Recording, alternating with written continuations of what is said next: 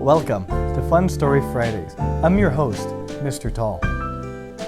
Today I'd like to tell you the story of Carrie A. Nation, that really is her name, who was a superhero from the Prohibition era of America.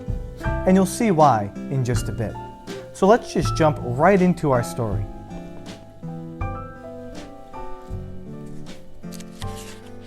Should have got my glasses.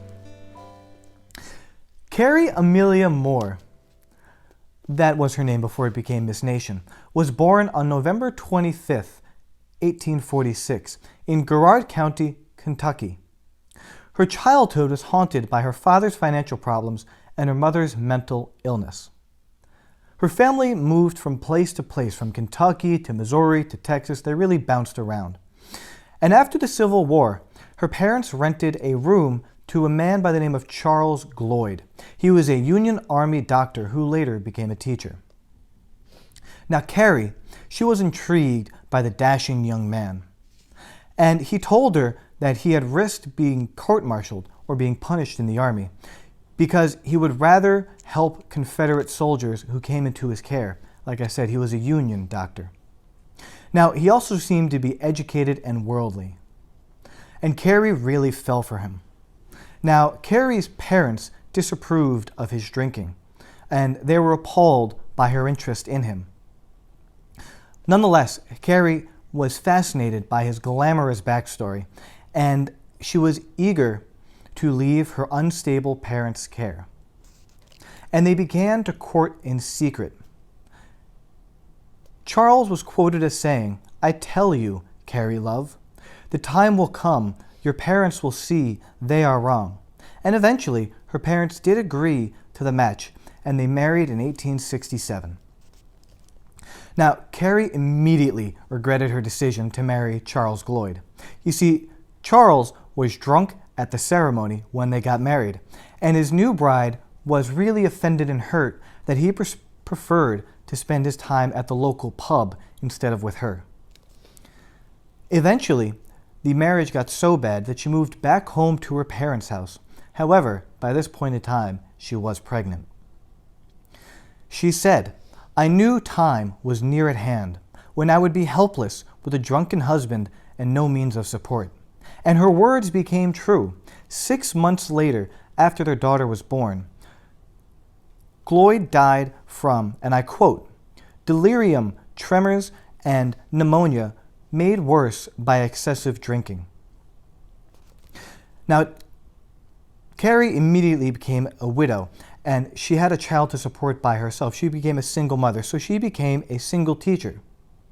But she was fired for teaching because she pronounced words in an unconventional way.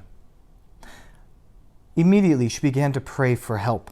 And that help came in the form of a new husband. And she met David Nation. He was a lawyer and a minister, and he was 19 years her senior. But they married in 1874.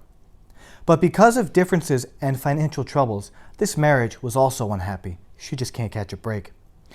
Carrie threw herself into managing hotels. And as the years passed, she became increasingly religious, and she had a variety of visions that she interpreted as a call from God to fight drunkenness. Some people interpret these visions as her having syphilis, and this being the beginning stages of syphilis. And we'll see how her mental state will begin to deteriorate from here on out. Now, in 1889, Carrie's husband, her name is now Carrie A. Nation, her husband became a preacher, and they moved to Medicine Lodge, Kansas. And here she began a career of charity and religious work, and she took a deep interest in helping unfortunate people, especially women and children. And she became known widely for her generosity. She became known as Mother Nation, which is a name I'm sure she loved. In 1900, Carrie A. Nation believed that God told her to go to Kiowa, Kansas, and close the bars there.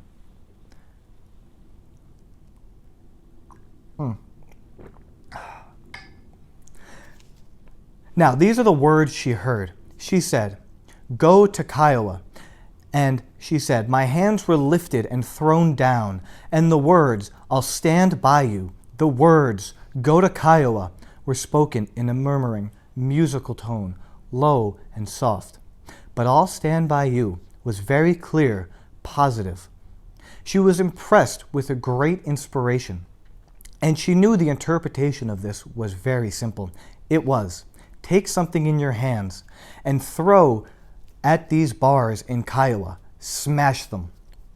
Now, Carrie was fully capable of fulfilling this task.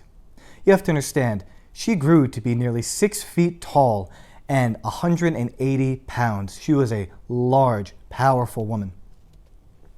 Now, Nation immediately went to Kiowa, Kansas, as the voices told her to go. Remember, I said people believe she may have had syphilis, mental state deteriorating. We'll see. And she gathered rocks and entered the bar, the saloon. She announced, "Men, I have come to save you from a drunkard's fate."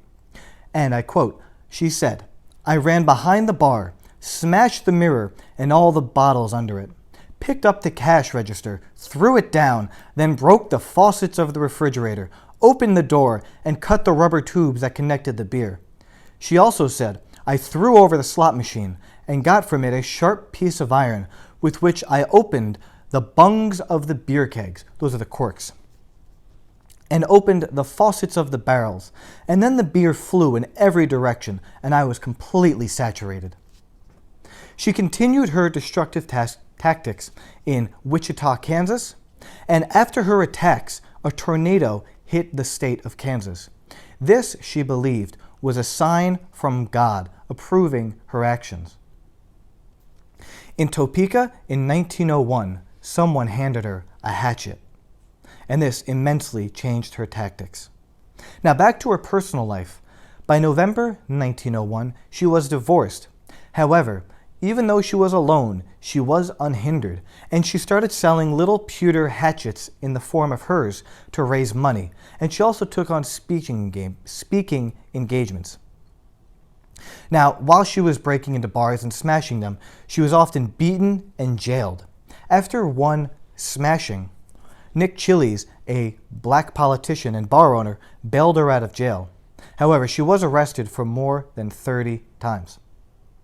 Now, on a trip to New York City to continue smashing bars, she didn't gain much support there. However, there was a famous boxer by the name of John L. Sullivan, and apparently he ran and hid behind a counter when Nation burst into his bar in that city.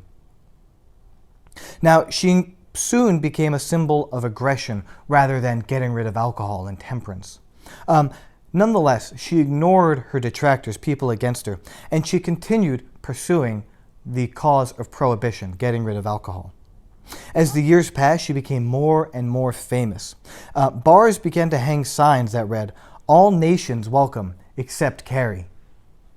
Later in her life, she took to vaudeville, meaning plays. She started doing these little tiny plays. And many cases, she would storm the stage to smash a glass or a barrel with her hatchet, really miming what she would do in real bars. People would pay to see her go on stage and smash up a barrel.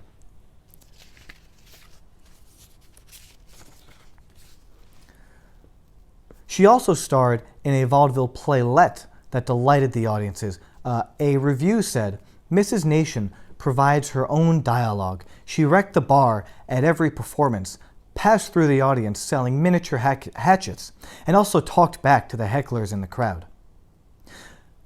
Now, much later in her life, she became exhausted and ill, and she returned to Eureka Springs, Arkansas, where she bought a large house, and it was large enough for her and several women who had lost their homes due to alcoholic husbands. Now, in 1911, she collapsed while giving a lecture, and in June 2nd, at the age of 64, she passed away. Now, it must be noted, Carrie Nation's work paved the way for 2 amendments to the United States Constitution. The first is the 18th Amendment, which we should know is prohibition and prohibiting the sale of alcohol. The second is the 19th Amendment, which was ratified in 1920 and allowed women to vote. I hope you enjoyed this story of Carrie a Nation as much as I did. I think it's a really great tale. Thank you, and have a great evening. I hope we have another great story soon.